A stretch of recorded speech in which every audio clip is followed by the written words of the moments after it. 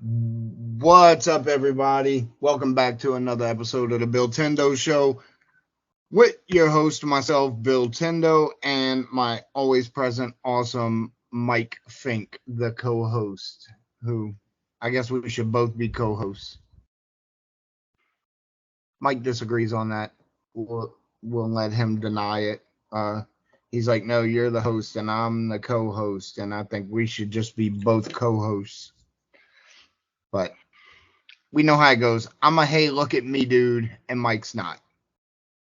You also use my whole name, which I don't love, but I've just come to accept now. I just had somebody ask me today if I use my name on the internet anywhere, and I said, sure, on Facebook, and they're like, where else? I'm like, no, that's it. And then That's it. And me, I use your name. Yep. I'm going on as a matter of fact, a show upcoming, and the guy was just going to call me Quest Guy. And Quest Guy. He's like, I prepped my whole show around Quest Guy, and now I saw somebody else posted a link of a show I was on a couple months ago, and they used my first name on there, and he's like, now I see that you have your name, and I was just gonna call you Quest Guy, and now I don't know what to do because I had a whole shebang around Quest Guy. I'm like, then do it. You gotta use my name. Yeah, just do it. Yeah, I'm not gonna fight you to not use my name, man. You're speaking my language. Right. I do it because you don't want me to. It's really to get us from being overly chummy, you know? Yeah. It's really endearing when you do the like one thing that I didn't want at the beginning. Yeah. Right. And if it would have been up to me, the name of the show would have been both of our names, and you were not down for that. Yes, correct. So I've said your name in every episode. Yes, that is your agreement. I didn't agree on it, but that's how agreements happen sometimes. Is one person disagrees, and then the person whose name is on the show just does what he wants, and then the other person goes along with it. We can start calling you Quest Guy from now on if you want. I don't care. It doesn't matter. Our two fans know who you are, Mike. It's okay. Mm-hmm. That's true. That's true. But not everybody does. And it's better that way. I like being Quest Guy because then when I have like real opinions on things, it kind of like comes out of nowhere. I had a Twitter interaction where somebody just said something about how they don't like that brother. The term brother is not a gender neutral term, that they feel weird calling people sister, but everybody can be brother. Like, hey brother, like Hulk Hogan style. And I just I call people brother all the time. Yeah. And I just off the cuff, because I use Twitter, but I don't have a personal account, so I just use the Quest Guy. Right. And I was just like, oh yeah, I use brother all the time because I'm part of a large union, and it doesn't matter age, gender, nationality. Right. We're all, especially when stuff's going wrong in the office or the supervisors are doing something that piss off the workers. Everybody's brother. Then it's like, brother, did you see what the supervisors are doing today? And we're all brother. And so I just posted that. I said, yeah, everybody's brother. And if somebody didn't like it, I would stop doing it. But nobody seems to dislike brother.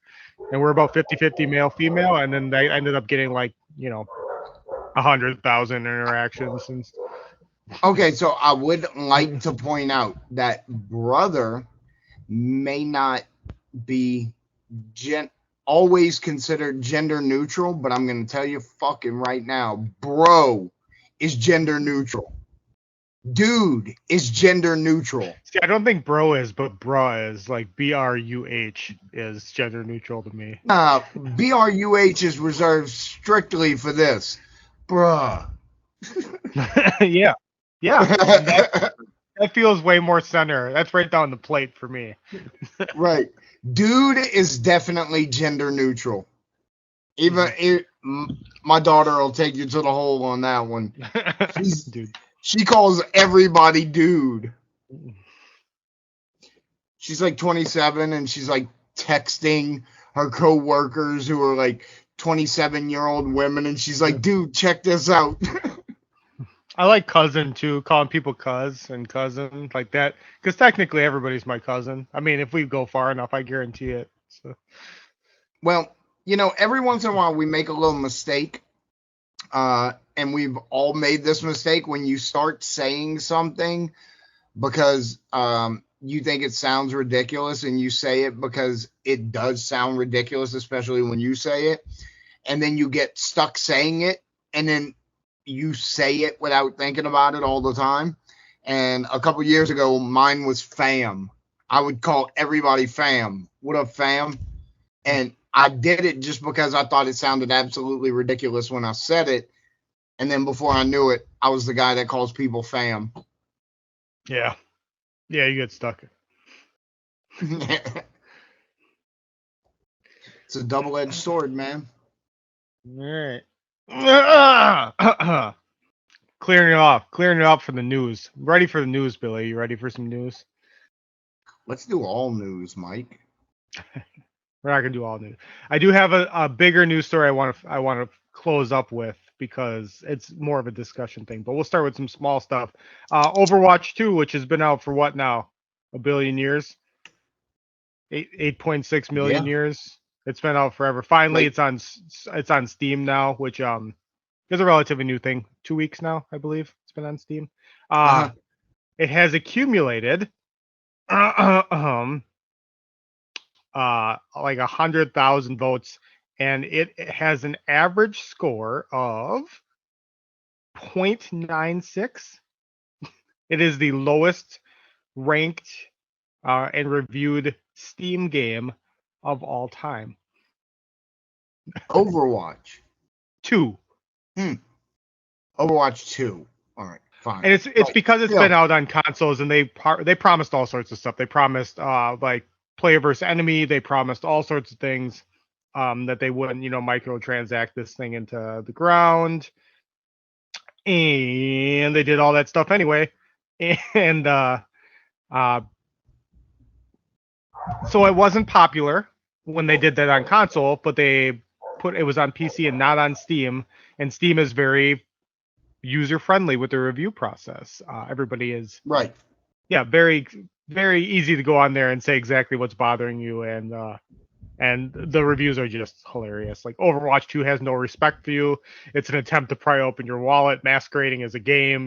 Things like just over and over and over. And worst 97% negative. Yeah, so negative reviews. Yeah, wow. Well, don't promise shit if you ain't gonna fucking deliver. I mean, it's true, but you would okay. So I have this whole shebang, Mike versus the internet, and how games are reviewed and things like that.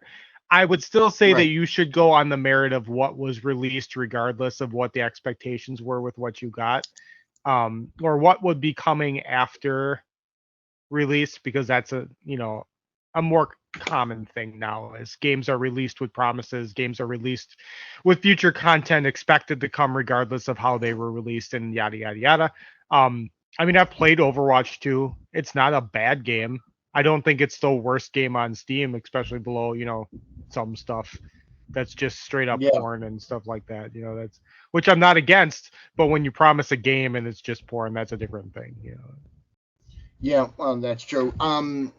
Yeah, sometimes Steam is a little bit like LimeWire. You go to get you a game and you didn't get what you were expecting. Yeah. But to be the worst rated game on Steam, I actually find that pretty funny. So. Especially it's now it's the 12th most played game on Steam too. So not only is it the worst reviewed, but it's in the top 20 for people playing it. So that makes it seem kind of like, is everybody complaining about the game they're playing and still playing it? Yeah. Well, along with all the promises and not delivering, we're talking about Blizzard here, right? So yes, we are. All right. So and just trying to pry open your wallet and scrounge some more cash out of it. We're talking about Blizzard here. It's true. They do occasionally do the things that are right, though. Like they, like Diablo 2 Resurrected, relatively cheap, gave everybody everything they wanted. You had your choice between, you know, old and new style. Kept the game the way it was, didn't Right, charge but extra. but then they announced the like a couple years ago they went to E3 and announced the new Diablo game, but it was mobile only, and people asked if it was a joke, and they were like, "No, this is what gamers want." Yes, they Diablo did do mobile.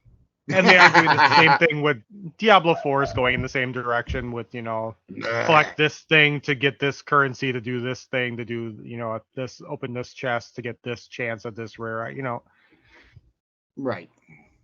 Which this is all going to tie in with what I want to talk about later, which is Baldur's Gate 3 and how great it is. But, you know, we're going to build to that. Yeah, boy, have I heard a lot about that. So we'll get there. So I've been going on the last couple weeks about whatnot and Blake's breaks, Blake Martinez. What football team did he play for, Mike? The Packers, and then he played for the Giants, and then he signed a contract for some other team, and then I don't think he let the contract go to go do this. Huh. Well, that's because he's reportedly, reported by him, bragging wise, that he's making over $11 million a year right now doing Pokemon, selling Pokemon cards. And before we get back into this, I do want to point out that as long as Blake Griffin was in the NFL, he had a tremendous Blake Martinez. I'm sorry. I don't know why I said Griffin. So he had a tremendously positive reputation. He was active in the community, from what I understand. He was very popular. People liked him. And then he got into buying and selling Pokemon cards, and enough people reported him and the people working for him as scamming on YouTube, on whatnot, that at first whatnot ignored it completely. And like I said, there's connections with him as far as what's his name, Craig, one of the VPs, Craig Jones, who I believe at one point also played NFL. He's one of the VPs of whatnot, and he was in Blake's wedding and stuff like that. They've known each other for many, many years, and so Blake is sending out statements that people are leaking to his team. This will blow over. We are whatnot. You know, we can't get in trouble, even though they were all of these videos were popping up of him and his employees like scamming people on live auctions. And so where we're at now is, at first we got a 1 week suspension out of it, and everybody was like, yo, that's not enough. That's really, really not enough.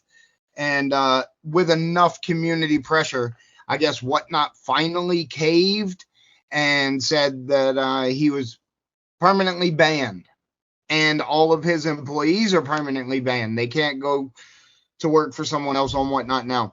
Now, that's where we were before this week. And where we are now is, number one, Craig Jones, people are posting on Reddit, and I find this hilarious, went back and wiped out his Instagram of every picture of him and Blake Martinez. That's happened in the last week, which is odd to say the least. And what else is going on is the public pressure is not letting up. If anything, it's getting stronger and stronger.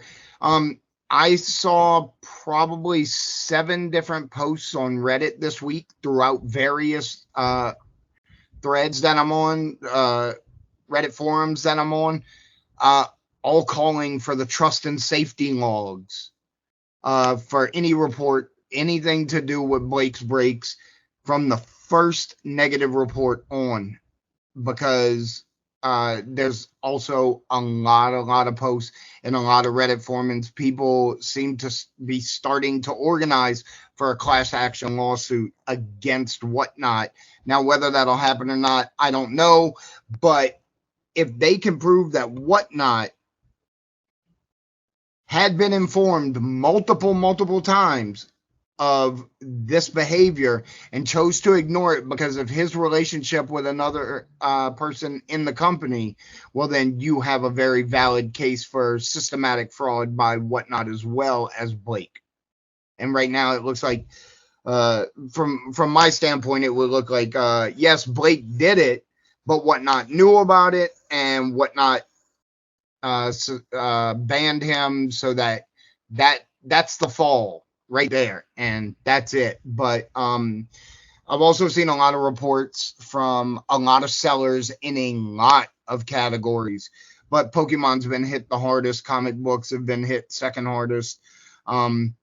People are completely losing confidence in buying on Whatnot if one of the largest streamers on there, who was considered a pillar of the platform, was openly scamming people and with no repercussions for so long.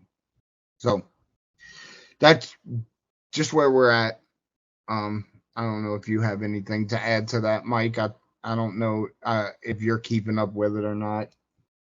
A little bit. It does make sense. So class action lawsuit is a weird way to go about fixing things, I guess, is the best way to put it.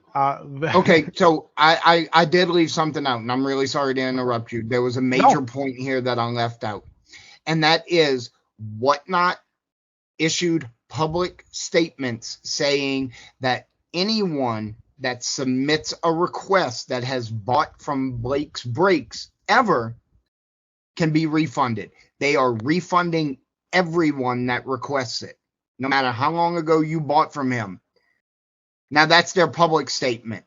Now, you go to the Reddit forums where people are talking about the thousands of dollars they've spent on Blake's Breaks, and they're not receiving refunds. As a matter of fact, the only refund, I've only heard of one person actually getting a refund, and he said it was for $80, even though he submitted $3,000 worth of tickets. Well, that's got to be, and I know, like you said, that's what they said publicly, minus or compared to what is actually being taken. But if you said that publicly, if there was like a glitch in your website and people were getting double charged and yada yada, like something like that would be easily tracked, because it would be a single transaction on a single date, and that'd be the end of it. But with Whatnot being an auction-based thing and then live streaming, and there's probably just as much fraud now with people trying to collect money from the thing. Oh, I'm sure. As there would be, I wouldn't say that there's more money being collected than there was paid, or than they lost, but that's what makes class action so weird too, because if you're doing these things simultaneously. I do want to point out that you have purchased from me on Whatnot, correct? When I was on Whatnot, you purchased from me.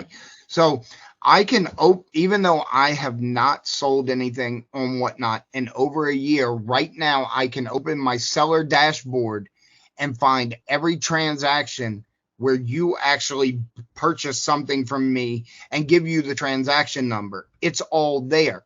And as a buyer, you can do the same thing. You can go on your PC and pull up every transaction where you've purchased from me.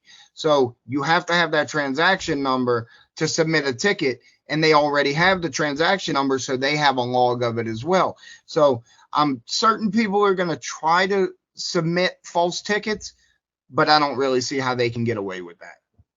No, I'm more mean, not false tickets, but people will be, I know they're saying that they will refund everything, but obviously at some point there had to be happy customers, right? Like at some point there had to have been like people that got what they So what's Has to be stopping those somebody. people from also doing it? If they're if refunding all, so say somebody bought 10 grand in one sitting from Blake and they got just mint stuff because it was a high profile sale, that looks good for him to sell some, some PSA 9s and 10s already all graded up, Right. and and they bought them and they got what they wanted and everybody was happy on the transaction, and now he's like, yeah, I want that 10 grand back, I didn't get those. Like, you know what I mean? Like, are they going to track down everybody? So, okay, so the buyer buys that, and then he goes on Instagram and he posted, got these from Blake's Breaks, even though he's got them in his hand. Like, and then he goes and files a refund saying, no, I never got those. They weren't what I asked for. Like how the due diligence for something like that is a lot. And it's the same with the class action lawsuit. The due diligence that goes into filing one of those, meaning that there's enough provable negligence or, wrongdoing where we're going to allow the public to sue a private entity, there's a lot that has to happen before we get to the point where that's filed. So correct. I'm with you on that. I think class action lawsuit is probably not going to happen, but I think also there are a lot of affected people and they don't know what to do other than band together in some manner. And Blake had put out in his statement, to his guys before they got booted to just be quiet and don't say anything. This will all blow over in a week. And that very much has not happened. If anything, it seemed to grow a little bit. I would expect it to go for a little longer. But I'm also seeing some YouTube creators making videos on it now. So it might pick up steam. Remember shitting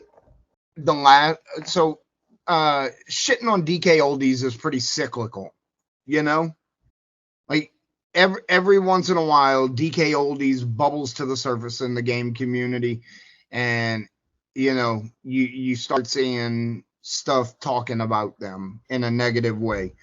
But like this last time was probably the largest amount of that I've ever seen. But if you remember when it first started, there was like a 2-week period there where it looked like it dropped and it was just dying off, and then I guess certain content creators picked it up and ran with it, and then it just exploded and went 10 times larger. So whether that happens with Blake's Breaks or not, we'll see. But I think a class action lawsuit, like it's what people run to mentally, what we can do as a group, But I think they would need more than Blake's Breaks in there to get a class action lawsuit against Whatnot. They would need at least one other person running a similar operation. You know what I mean? Like to show a pattern. Yeah. Ideally, the class action lawsuit's just to bring people together and put enough pressure on Whatnot to do the right thing. That's what it's there for. Right. But in my opinion, you know how I feel about it. I don't think they're going to do the right thing. I don't think they're going to pay back everyone who asked for it. I don't think they are going to do much more than keep pushing things off until the heat dies down. Yeah, I don't think there is a right thing, because I don't think the right thing would be for them to completely start the business over with different leadership and run it correctly. Yes. And the right thing is not going to happen, so there isn't a right thing to me. So. No, I'm with you. So fuck it, Mike. Let's talk about this a little bit. Because you were with me when I started on Whatnot. We weren't as friendly as we are now, and notice I didn't say friends because you're getting a little chummy lately. Yeah. So so you were with me when I started on Whatnot, and I mean, if you remember, I was super excited about it because I got to live interact with people, and I started realizing very quickly how devious and unethical that I felt Whatnot was. One of the things that always bothered me was which has actually gotten worse from what I understand, is the shipping practices, how you pay this much for your first item, this much for each additional item, and there's no cap on that. So if you buy 15 games, you're going to pay $25 in shipping, when if I ship that myself to you, it would cost, $8, And so they not only do they keep that, what they do is they tell the sellers, well, we only charge 12% plus a 2.9% transaction fee plus a solid 30-cent transaction fee. And you're like, okay, that's not the worst in the world if you're selling a lot of product. But then what they do is if you buy that product from me, they take that extra shipping, they take the sales tax, of which the sellers have absolutely nothing to do with. They add that to the total purchase price, add it all together, and then they take their 12%. Then they take their 2.9%. Then they take their 30 cents per transaction. So in some cases, I had done auctions where the shipping was so high and the taxes were so high on people's purchases that I ended up paying 26% of my sales because of how they do it. And when I started realizing that, and I messaged them and I'm like, hey, is this right? Why am I being charged a percentage on top of sales tax and shipping charges? That doesn't make sense. And they're like, this is our policy. And I'm like, okay, well, and that's that and a number of other things made me say I don't want to work with this company anymore because I don't think they're ethical. I think they're doing bad things to both the buyers and the sellers.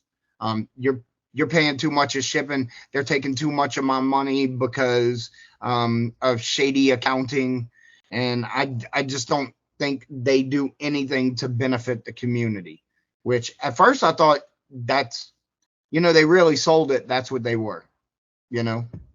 We're gonna benefit the community. We're bringing on community sellers that that you trust, and I don't know. It didn't go the way it was sold. And me personally, looking at the situation from day one, I was only a couple months into Whatnot, and I was telling some friends, I was like, this is not a company that is being positioned for longevity. This is a company that is being positioned to be bought out by another company, like eBay would buy it and take it over for live auctions, And I always felt that way about Whatnot, and I still do. I feel almost like they're just holding on to it and doing whatever they have to do to keep their value at a certain level, so at some point they can sell it off and just not do anything. I don't know. Maybe that's just me. I'm sorry for ranting, Mike. No, that's fine. Community is important, Billy. That's why it's important to be part of it and present in it. Like I said, we're community givers, not takers. Still, and I mean, we all take, but to give back what you take is very important. So. Agreed. So yeah, more community stuff. So speaking of the give and the take of that, you gave an opinion last week that you think that Pokemon, when we talked about what we wanted from the new Pokemon release, you said, I hope that they stop putting out a crappy game every year or something along that lines. And guess what, Billy? Right. They listened. What? Yeah, so after the Pokemon Direct, there was a lot of fan complaints, much like yours, about how Pokemon games are being released with mixed reviews and rampant technical issues and stuff. So I'm going to butcher this name, but the Pokemon Company COO Takado Utsunomiya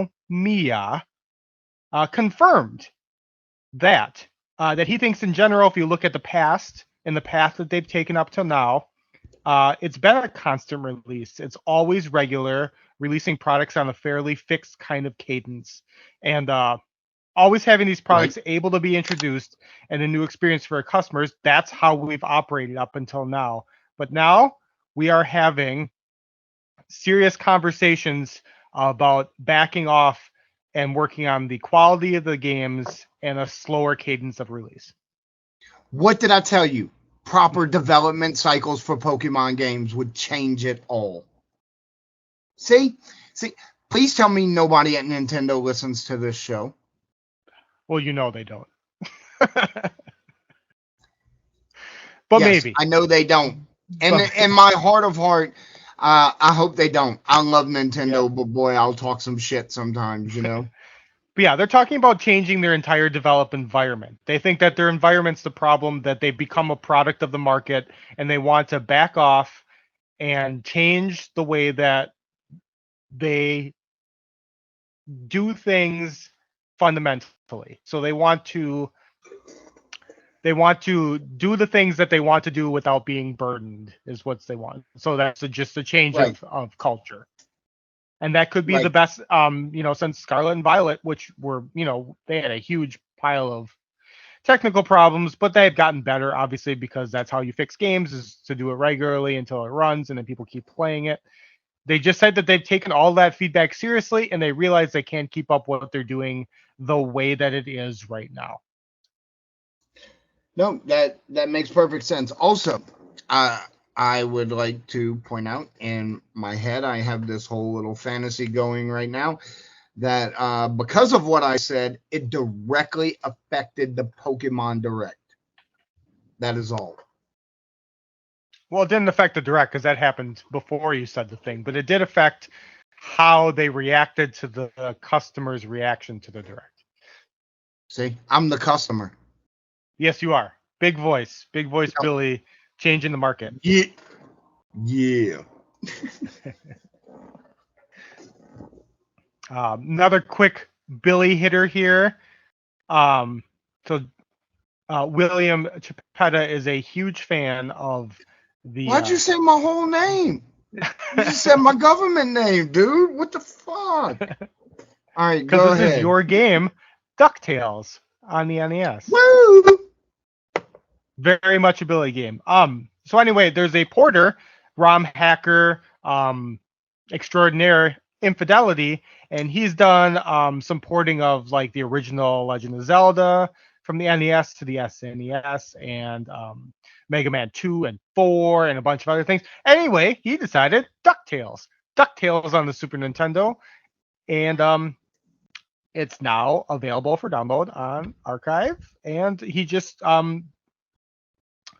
so he's just using like I could get into the specifics, but he's using debug programs. So he does little enhancements to the audio, the performance, the visuals, and then makes them run better on the Super Nintendo, which obviously is a preferred console to the regular Nintendo because there's lots of pop-up and weird graphical things that happen when you pop a game into an old SNES or Famicom console. It's just the nature of the system, and Super Nintendo reacts better. So a lot of these beloved Nintendo games are getting ports from Infidelity to Super Nintendo. I'm with it.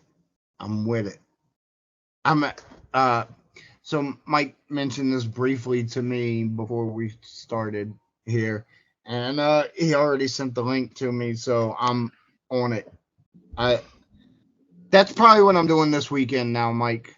To be honest, I don't have much time during the week. Just a couple hours between getting home and going to bed. But this weekend, I swear I'm not doing anything. I swear. The last like 5 weekends, I've had to do things, and multiple of them have involved going to New Jersey for most of the day on Saturday. I did get a new car, but at the same time, I had to go to New Jersey to get it. So, I mean, I guess it's a wash at that point. It's good and bad. I had to spend 2 friggin' Saturdays in Jersey in a row. So,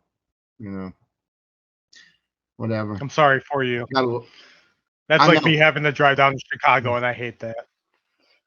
Hey, you know when you cross over from New Jersey back into New York, you have to pay a toll on the New York side. Yeah. You know why? Because it's fucking worth it. Yeah. I always say that when we're leaving Indiana in any direction. Yeah. You know why there's tolls on so many tolls in Indiana? Because they're trying to keep you in. Yep.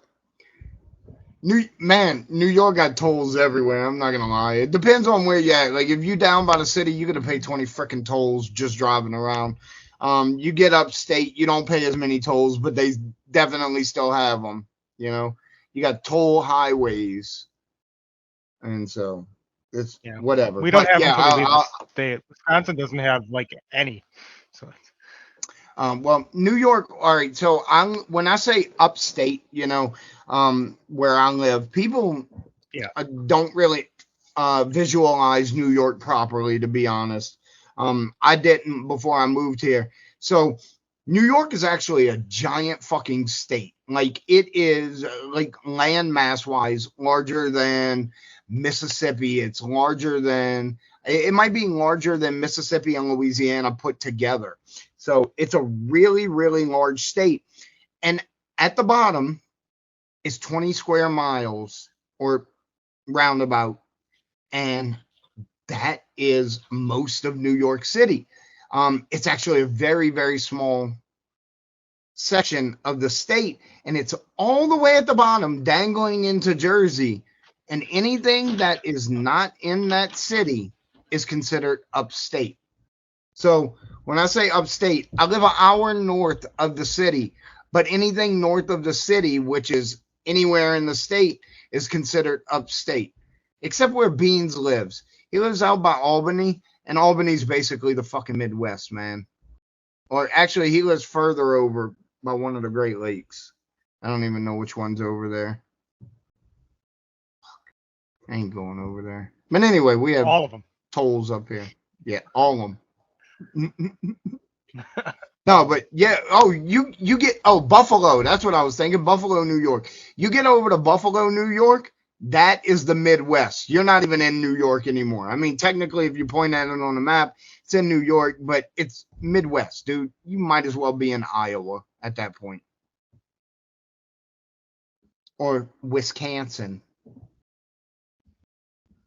Yeah, I'm aware of where I live. I also live by a bunch of Great Lakes, so I'm with Beans on that. So I've seen them. I would call them the OK Lakes. I don't know if I'd. No, I'm by the biggest ones, so they are the great. That's Superior. Yeah, I'm south of Superior and west of Michigan, so the two really big ones. Okay, I had to ask because I'm not an idiot, but I haven't been in 5th grade in 40 fucking years, man. So yeah. Wisconsin. I'm right here. I'm doing the Wisconsin hand for Billy, where I am on the hand. Yeah. Right. Yeah. All right. One more quick hitter before we get to the thing that I wanted, the actual discussion news story I want to talk about. We missed this last week, but Gex Trilogy is getting a remaster. So that would be Gex Enter the Gecko, Gex 3, and Gex Enter the Gecko, and Gex 3. Gex first one was just Gex. So anyway, the only reason I want to talk about this is because these games are lauded as some of the best platformers from that generation. Everybody really likes Gex. It made a lot of money. This is all in jest. Nobody loved it as much as every other platformer. It was like near the bottom. It got worse reviews 64 from every magazine, and yet it's getting a remaster and everybody's excited. What does that tell you about video games, Billy? It tells me that people do not hesitate to strap on them fucking nostalgia glasses. If you guys could have seen my face right now when Mike was hyping up friggin' Gex, never liked it.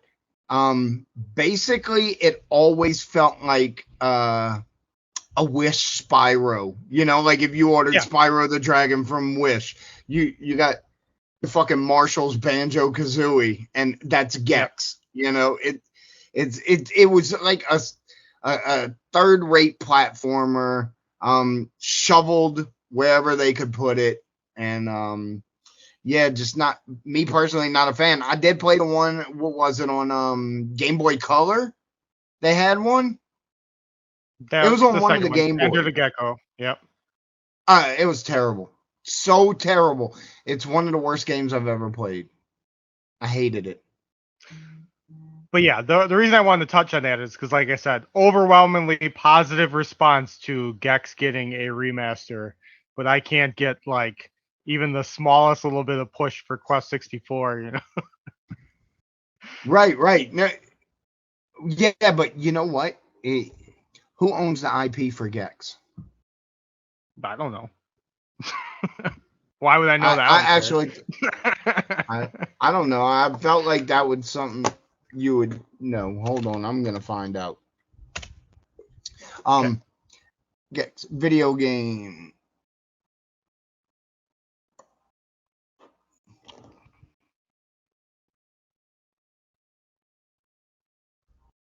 I see.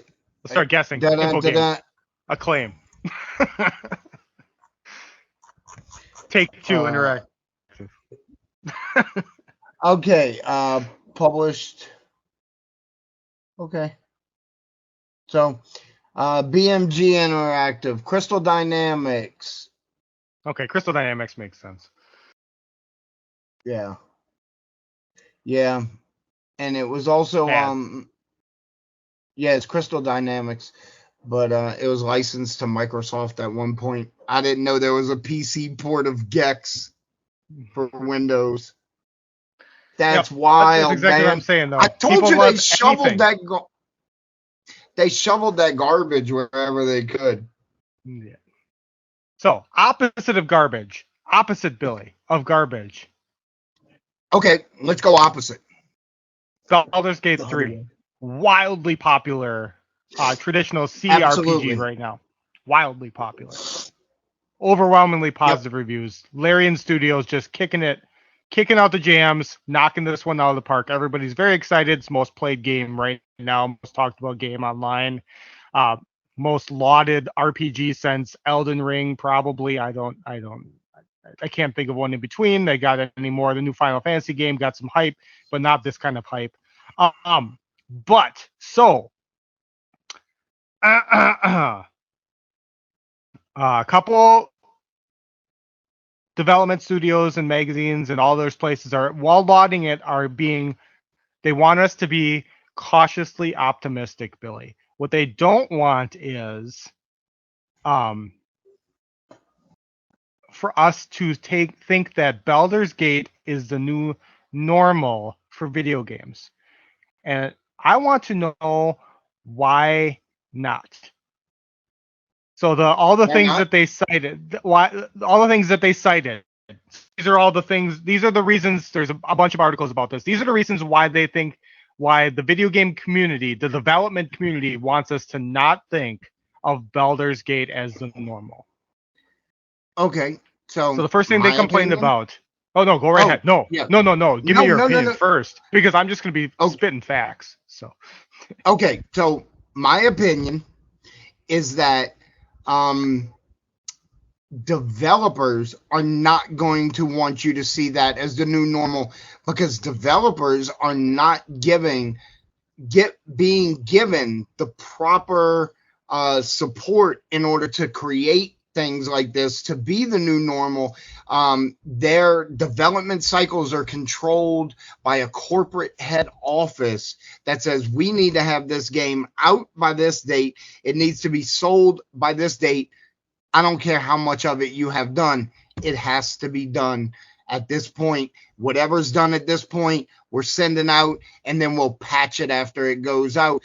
And that's sadly the way of most video games now. So when a game comes along that doesn't feel like that, like Baldur's Gate, then it feels like this is the way things are supposed to be.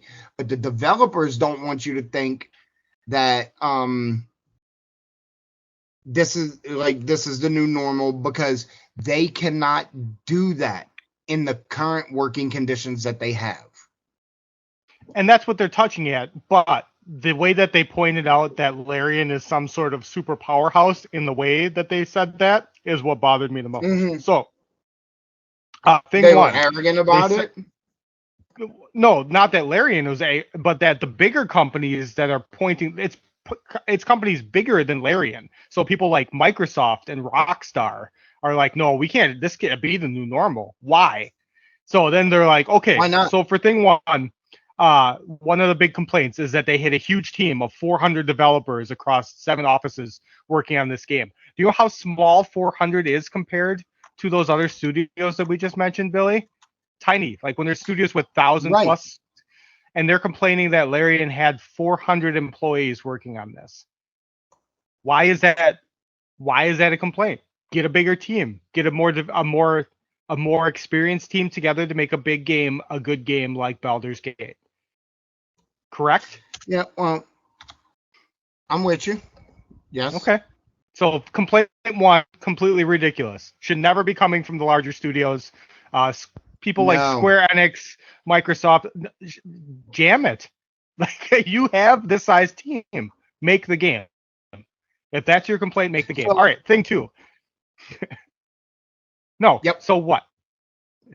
Oh, okay. So let me just throw this out there that the larger companies want to throw shade like that because fuck them. Remember when Rockstar used to actually produce good games on a consistent basis? I mean, what was it, like a 5-year period? We got 2 or 3 Grand Theft Autos, Bully, Manhunt, Manhunt 2, Red Dead Redemption, right? Yep. Or Red Dead Revolver at that time. Whatever. But you get what I'm saying. Eventually, yeah. Right. So look at that. Look at that when they were building complete phenomenal games. And the bigger they got, the worse at their job they got. When was the last Grand Theft Auto game released, Mike? 10 years? 10 fucking years ago. It's a guess, by the way. I'm sorry if I'm wrong. No, you're right. It was released the exact day. It was 10 years ago. September 13th. I mean, September 17th of 2013. So it's been 10 solid years now since, and no Grand Theft Auto 6. We'll get to it. Well, we're just going to keep pumping Red Dead Redemption or whatever it is. Yeah. We're going to keep milking that one for another couple years, and then, maybe we'll release. So for a company like Rockstar, like they got too big for their britches. When they were a smaller company, they were releasing consistent quality games, and then they fell off. The bigger they got, the more bloated they got, the less they actually do. So here's thing 2 then, piggybacking off of that. Okay. The next complaint is that they had 2 previous games, Original Sin 2 and Divinity Original Sin, worth of tech and institutional knowledge to draw from. So they had 2 games in this vein previous to this game that they could build off of. And that's a complaint, Billy. Who? Baldur's Gate? Yeah, Larian Studios built up because Larian Studios released all those games. Okay, so they took the previous knowledge and they made a better game. Grand Theft Auto 6. Yeah. Grand Theft Auto 6. Like, they have institutional knowledge of 10 different Grand Theft Auto games. They could build into that. But yet 10 years? Yep. Okay. Another complaint is that they had a long development cycle because they started this game back at the end of 2017. So they had 5 years to build it correctly. It's been 10. Grand Theft Auto. Rockstar can suck it, man. Like, point for point. They're like... Yep. And this wasn't Rockstar that said this. They're just, everybody piggybacked on it saying, that's great for Larian, but these are the reasons, that this exact list came from Xavier Nelson of Strange Scaffold Studios. They've got some other games, but anyway, it doesn't matter. Let's be honest. Right, because everybody's piggybacking. We can attribute that damn list that you're looking at right there of criticisms and complaints. We can attribute that to Rockstar. We can attribute that to Blizzard. We can attribute that to Activision. We can attribute that to Bethesda. All of them. All of these giant development companies that are dribbling out okay games. Like, I don't know. Mike, people would think from the way we just went through that we discussed this beforehand. Yeah. I just knew that this thing would get you right in the right Billy spots. So, so another thing that they did to me. that they did well that is should not be the norm is that they had an early access period that lasted 2.5 years, and that provided Larian with community feedback that they listened to. They went bug hunting, and it provided them cash flow for the game because they were responsive to the community by showing them they were building the game that the people wanted to be built. Fantastic. Why are we criticizing someone that apparently did everything right? Because that's not normal. It's not normal to have a successful beta period where you actually listen to the people playing your games and respond to it. You're right, because all the time, and you know this as well as I do, all the time we read something about a game going through beta testing, early release, or whatever, and they don't fix all the shit they need to fix before release. They just don't listen to feedback at all. What do you have beta testers for? What do you have a beta testing period for if you're not going to listen? It seems to me in those particular instances, they just want you to blow smoke up their ass and tell them how great it is. You know? Like, that's the difference between paying beta testers and listening to your beta testing community. Right. I mean, it really comes down to, like, do you want me to tell you how proud I am of you, or do you want me to tell you how to actually fix it? You know? Like, what do you want to hear? Because obviously you have something in mind. So, you know what? It should be the new normal. I am a fan of appropriate development cycles, as we have discussed. I hate rush development cycles. You get a crappy game, I get a crappy game. It's garbage. You know, there's no reasons for that. And especially with larger studios, you know, like the ones I mentioned before. There's no reason for them to have rushed development cycles or rushed release dates so that they could sell a certain amount by this date. Fix the game. Fix the game, make it good, and then guess what? People will be talking about you and not Baldur's Gate. Right? And you can go back to, like, sucking your own junk or whatever it is y'all do.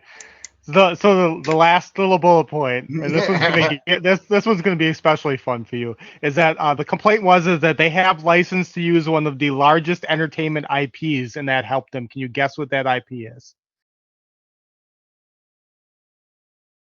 No. Dungeons and Dragons, which is available for literally any studio making a traditional RPG to use. Correct. So they're complaining that they had access to the same shit they have access to. That every video game company has had access to for the last 35 years. Yeah. Also, you don't need access to Dungeons and Dragons to make a Dungeons and Dragons game. You know what I mean? Correct. Like, you just don't name it Dungeons and Dragons, but you don't need official access to Dungeons and Dragons to make a Dungeons and Dragons game. Correct. You do not. But it's nice to have, specific monster names that people are used to, and mechanics derived 100% from the tabletop game that have a game built on them. There's things that come from having the IP that you can use exact things that people want. but it's not Dungeons and Dragons. There's so many Dungeons and Dragons based RPGs. They exist. They come out every single year. So this is Right. nothing new. People, man, I swear. But so the complaint is that this should be viewed, this great game, should be viewed as an anomaly and not as a baseline. And that viewing this as a baseline and expecting the same experience in future releases could kill entire groups of studios. That's an exact quote. Okay, so all right. Hot take here. If customers expecting a good and complete game that they enjoy and you don't deliver that leads to the demise of your studio deserved to be destroyed. Now, like I'm like 50-50 with you on this. If your studio if your studio has the same level of funding and development team as Larian and you can't pull this off, and that's what kills your studio, then you deserved it. If your studio is 3 guys working on an indie game and then they get buried for not doing this, then it's a different story. Okay, so let's be clear here. I'm talking about companies. I'm not talking about indie games. Indie games can be 1 guy to 20 guys working on a single game, and it could take them 10 years to complete it. And I am super impressed with every single indie game because people that can make games and they do it as a passion blows my mind. So I'm definitely not talking about indie games. I'm talking about official studios. Traditional game studios. Here's one more quote from the article for you, too. So James Berg, who is the senior technical program manager for Xbox, noted that the amount of development effort put into Baldur's Gate 3 could equal 2 or 3 other games in the RPG genre. And then the rest of the game was, here's an exact quote for you, Billy, it's Rockstar levels of nonsense for scope. Only a few studio groups could even try this game. This is a guy from Xbox saying that, Billy. Okay, that's bullshit. Whatever. Rockstar. I don't know. I'm done with my opinion on this, man. This Baldur's Gate should be the norm. Every game that comes out should be a superstar in its field, especially when they have these the budgets that a lot of these games have. Now, Baldur's Gate definitely doesn't have the budget of something like Halo or whatever. Whatever big series there are. I don't know. I don't play games. Yeah. No, but seriously, obviously they don't have the resources or the budgets of Halo or Gears of War or Call of Duty or something like that. But if you have budgets like that, there's absolutely no reason when you release your game it should not be the superstar of your genre. There's no excuse for it. So, should it be the norm? Yes. And unless you're an indie game, Billy. It's all excuses. What? All of this is excuses. Oh, it is. They're feeding them to us now. So next year, when the AAA games come out, and none of them are Baldur's Gate, that we're ready. Right. You're right. It's gonna be fucking Call of Duty 35. Ghost Black Pepper, I don't know, Ghost Peppers or whatever. Yeah. Ghost Pepper Zombies. There we go. I knew I'd make it there eventually. Call of Duty 13. Yeah, we got it. Ghost Pepper Zombies. When that comes out, they're gonna be just hurt that it couldn't do what Baldur's Gate, or people aren't talking about it like Baldur. They're gonna be like, oh, your game's okay. Except for IGN is going to be like 10 out of 10. Best game ever made. I just actually got into that argument today too. Somebody was trying to, so I said, I was doing a Quest thing again, and I was listing all the games that Quest got better IGN reviews than, and it was, it's pretty impressive on the N64. So Quest got like a 5.9 from IGN, and right away somebody's like, yeah, but Quest didn't like anything, IGN doesn't like any games. I'm like, wow, I can tell you what games they like less for the N64, and the list is Gex 3, Mega Man 64, Dr. Mario, um, oh, Christ, it just kept going. Cruising Wait, USA. These are games that got worse are, reviews than Quest 64, the worst game on the system.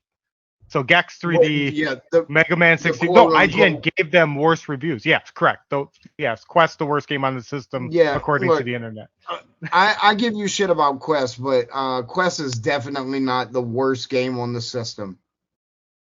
No, that's the fight I fight daily. Is that you can just show somebody something and then they're like, no, that's not reality.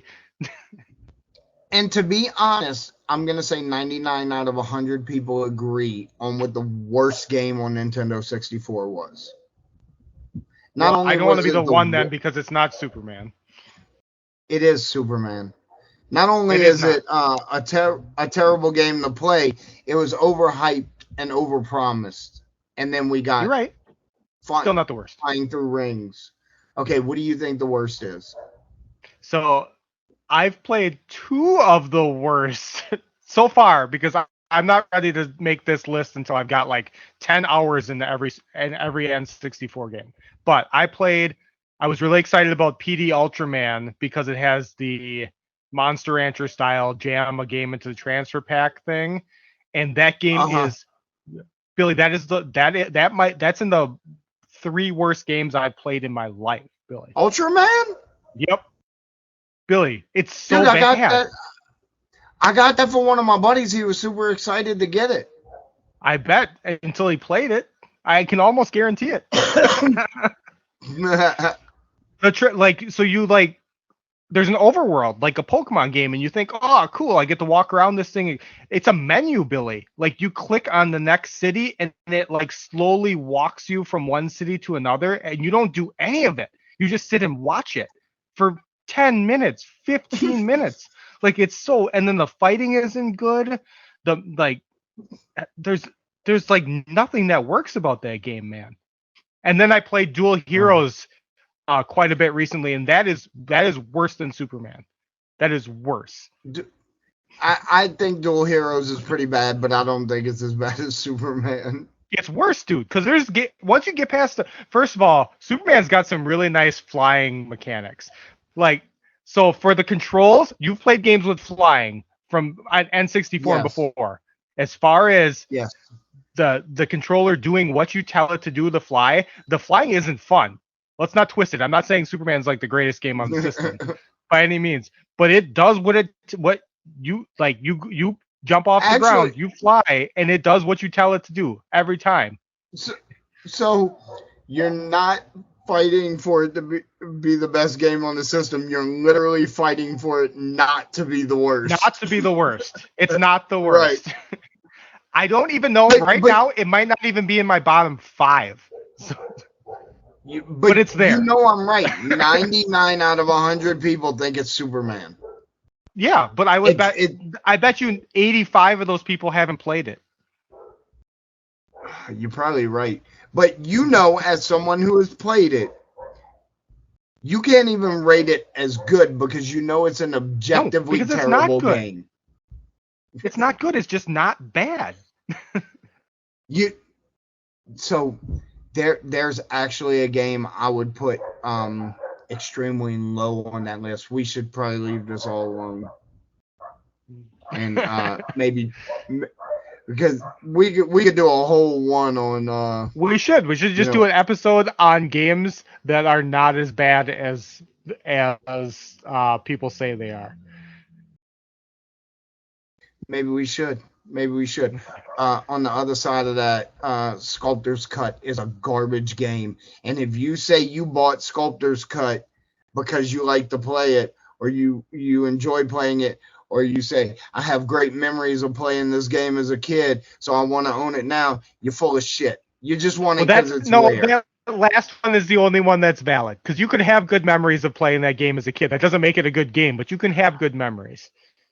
That game is a dumpster fire. It's bad. It's not great. I dislike that game almost as much, but not quite as much as Shadow of the Colossus. I fucking hate Shadow of the Colossus. Anyway. Yes, we know. I think it's like the 4th episode we talked about that. Anyway, yes. That's it for the episode tonight. We're always going to talk about it. So the thing that we like to do at the end is talk about what we learned, because much like Sesame Street and Blue's Clues, this show is knowledge-based. We're here to teach and learn together. So, Billy, what did you learn today? I learned for some strange reason that you used the word shebang twice this episode, and it made me think about maybe you've been to prison, because that's where you get shebang chips, everything chips, and that's the only place you can get them. But very early on in the episode, you used the word shebang twice, and I started keeping a list after the second time. I got like a piece of paper. I was like waiting to make more notches. See, now I have no idea what shebang chips are, but I do like everything chips. I assume they're like all dressed up, or is it like everything bagel? Yeah. No. Like all dressed chips. Yeah. You know, you live close to Canada, so you can get all dressed chips. Yeah, I can get them at Aldi's and places like that all the time. So Shebangs has the best potato chips you will ever eat, but you can only buy them in prison. Although anyway, yeah, you know, talk to one of your prison friends; they'll tell you about Shebangs. Obviously, yeah. All my prison friends. All right. So what I learned is that New York. Right? I learned that New York is actually 3 states. One of them is Iowa, and that all of them are better than the state of New Jersey. That's accurate. That's very accurate. It's you're right. It's 3 states. It's the Midwest. It's upstate, and it's New York City. That's it. Yep. And it's all better in Jersey. No matter what direction you're coming with, it's worth getting out of Jersey to get into New York. Oh, yeah, it's worth paying the toll. That's why they have the toll. They know you'll pay it. Get me out of Jersey, yes. Just like me. Get me out of this show, Billy, because I'm done. Mike, we are out of here. See you guys next week. Have a great night.